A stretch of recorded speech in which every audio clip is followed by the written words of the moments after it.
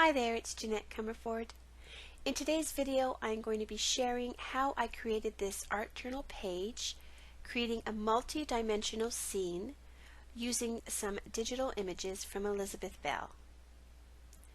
So the reason it's multi-dimension is because I printed it out in layers and cut out different pieces and layered them all together so that there is some dimension and texture to my project. I've already colored and cut out the central focal image, which is Willow, and that was on Nina cardstock.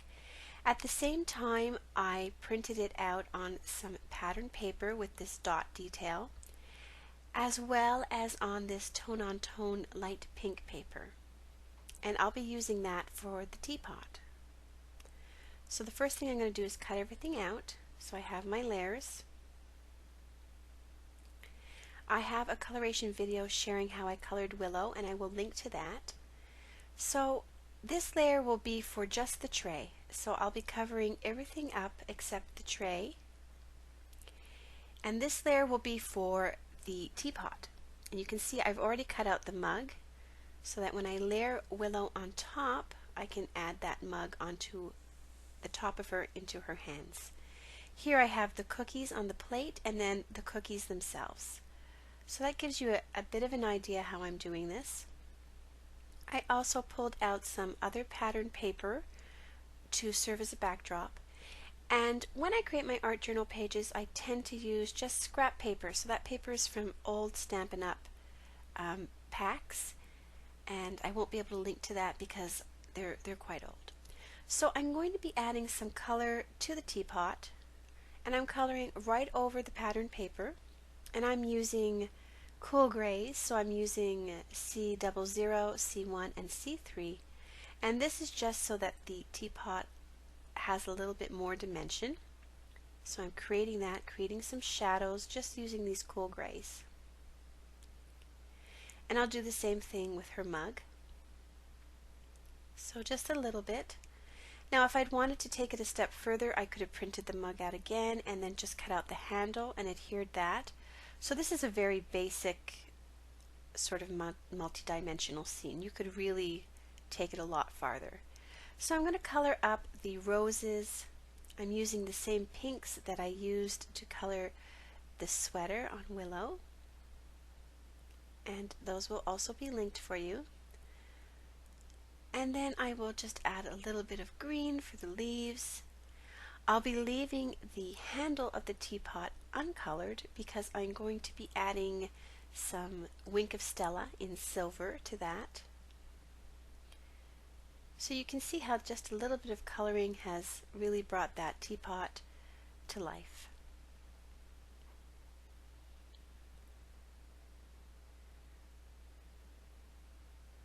And I decided I needed a little bit more contrast, so I'm adding a little more C3 and then going over it with the other markers. I'm being really careful not to color over that pink because I don't want that to bleed out.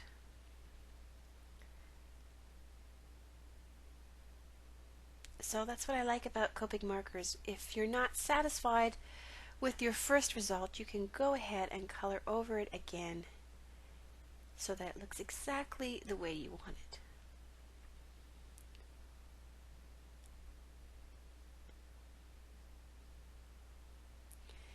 So I'm going to add a little bit more to that mug until it looks the way I want it. And now I've cut out a piece of cardstock to measure 6 by 8. And now I'm just going to cut down this pale pink tone-on-tone paper to be a little less than that. So I'm just cutting off, I guess, a ½ an inch, so there'll be a ¼ inch around each side. I'm going to glue that down.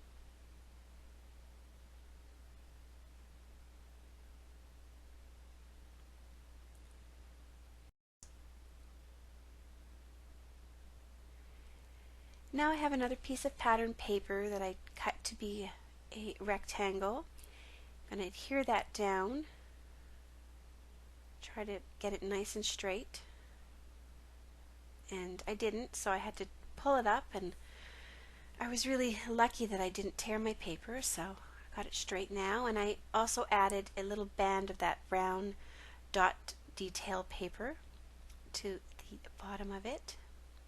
Now I'm going to start gluing things together. So I have the bottom layer, and I'm doing this on a mat that I don't really mind if I get too much adhesive on. So now this is the layer with the teapot. So you can see that as each layer goes on, you'll get some layers that are going to be higher than the others. This is my colored image. So I'm using Ranger Matte Multimedia for this. And as I'm putting it down, I'm really moving it a little bit slightly from side to side and then putting my acrylic block on it to make sure that it dries down flat. Here's the cookies. So they were colored with the same pink as her sweater, and the tray was colored with the same light pink. And now I'm going to put that on top of the tray. Now, as I said, this is a really basic way of doing this. You could certainly make it even more advanced by cutting her hair out a second time and adding that on, and her pants and her hands. You can really create many layers, and there's some artists out there that do so. But I just wanted to do it this way. I didn't want to take too much time to do it, but I still wanted some dimension to my scene. So it's important to make sure that you get it down adhered and dried flat so that it doesn't come off again.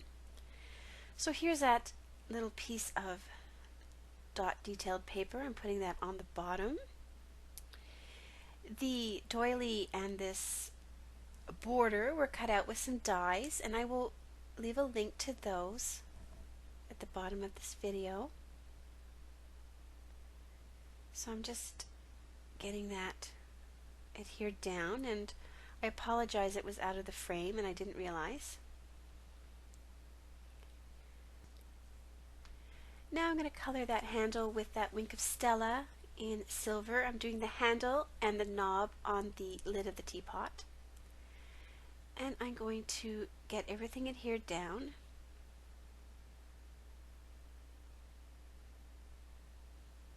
And there has been a time lapse here. I really waited until everything was nice and dry before I put it onto the page.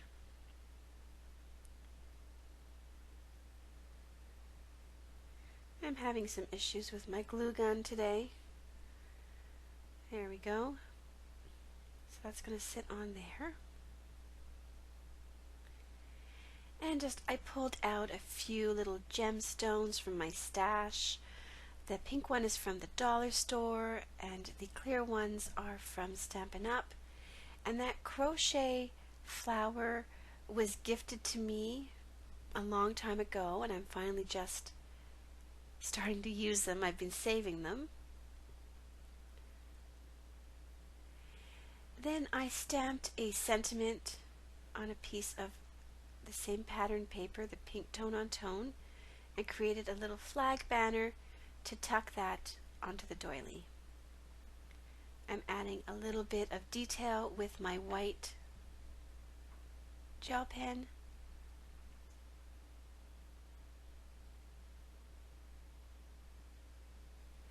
And a little bit of Copic marker on the green leaves on her pants, and then my page is done. Thanks so much for watching. I hope you enjoyed this. A full list of supplies, links, and the Copic markers I used can be found below this video on YouTube. I'll also link the coloration video, or you can check my blog dated February 19th, 2016.